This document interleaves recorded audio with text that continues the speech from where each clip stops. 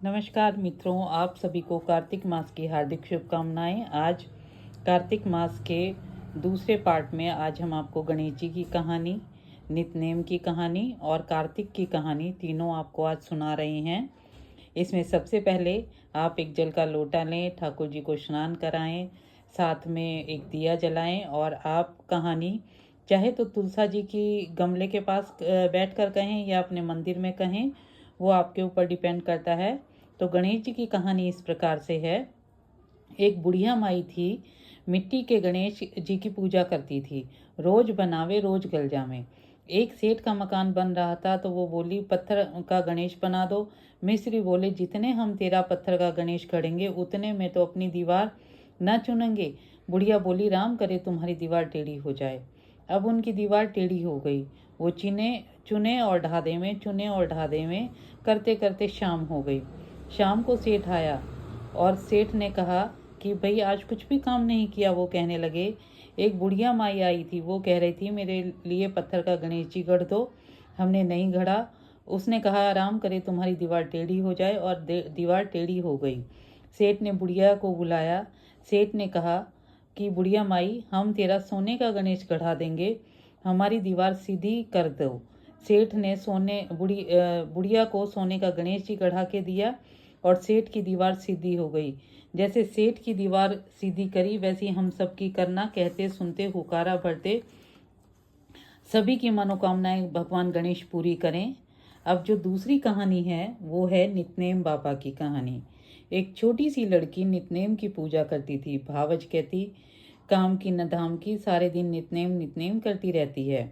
लड़की एक टांग पर खड़ी होकर बोली, हे नित्यनेम बाबा, जो मैं सच्चे मन से ध्याती हूँ आपको, तो आप सोने की मूर्ति बनकर हमारे आले में विराजमान हो जाओ।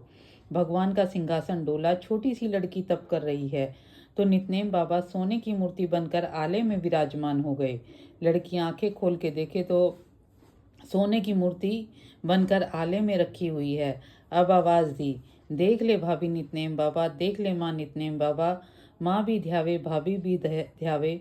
हे नित्यनेम बाबा, जैसे छोटी सी लड़की का सत रखा वैसे हम सब का रखियो, कहते सुनते हुकारा भरते, बोल नित्यनेम बाबा की जय। अब जो तीसरी कथा है वो कार्तिक की कथा है। ये सभी कथा जो हम आपको सुना रहे हैं, ये कार्तिक मास में आपको रोज करनी चाहिए। ये छोटे छोटे पोर्शंस में मैं आपको दे रही हूँ कथा, ताकि आपको बड़ी ना लगे। आप जो है लगातार इन कथाओं को कर सकते हैं, सुनने से भी पूरा लाभ मिलता है। तो आज अब अगली जो कथा है वो है कार्तिक की कथा। एक सास थी, कार्तिक नहाती, 12 कोस जाती 12 कोस आती। बहू ज्योति कठड़िया में पानी डालकर कहती, मन चंगा तो कटौती में गंगा।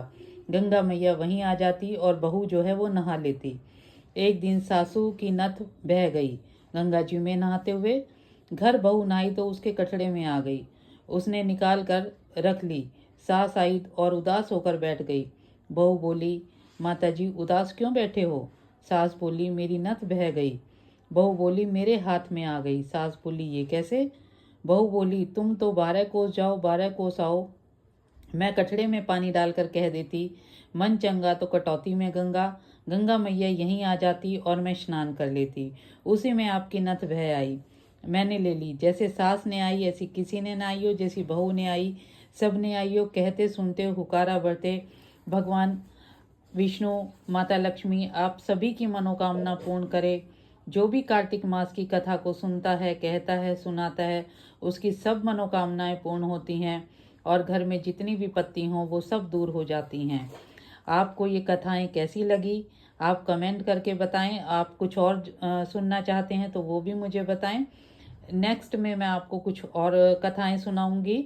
अगर वीडियो पसंद आई, कहानियाँ पसंद आई तो वीडियो को लाइक कीजिए, चैनल को सब्सक्राइब कीजिए और जितना हो सके इसको शेयर कीजिए। ओम नमो भगवते वासुदेवाय नमः। कृष्ण जी महाराज की कृपा हम सब पर बनी रहे। ओम नमो भगवते वासुदेवाय नमः।